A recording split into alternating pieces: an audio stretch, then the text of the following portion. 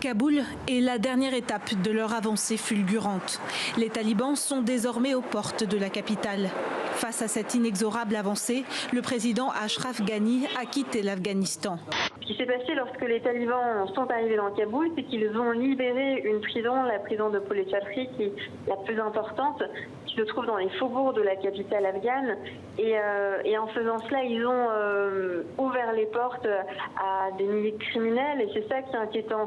On a quand même le sentiment que la chute de Kaboul était inévitable, qu'elle était préparée et qu'elle était même une conséquence, une condition de l'accord avec les Américains. C'est la raison pour laquelle le président Joe Biden a été très clair lors de son interview dans le New York Times il y a quelques jours en disant qu'il ne regrettait pas la décision américaine. Plus tôt dans la journée, un convoi a essayé de sortir et les talibans nous ont ordonné de revenir dans le compound. Donc là, nous sommes, mes collègues qui font partie d'une compagnie de sécurité sont tous descendus se battre et donc on m'a dit de rester dans ma chambre et de rester loin des fenêtres.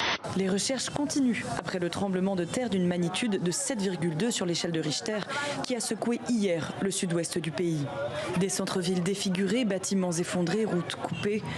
Le bilan humain provisoire est de plus de 700 morts et près de 2000 blessés.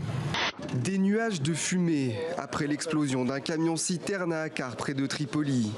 Le véhicule avait été confisqué par l'armée après des heurts entre des résidents.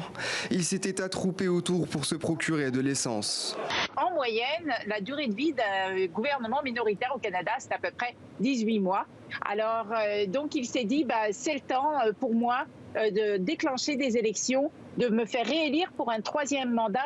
Face au verrouillage des accès au ferry et à l'Eurotunnel, les tentatives de traversée pour rejoindre l'Angleterre se sont intensifiées cet été.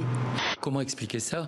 En grande partie parce que les autres façons de passer la frontière sont de plus en plus difficiles, notamment classiquement les gens se cachaient dans les camions ou dans des voitures, des caravanes. On entend cette chanson-là, écoutez ça.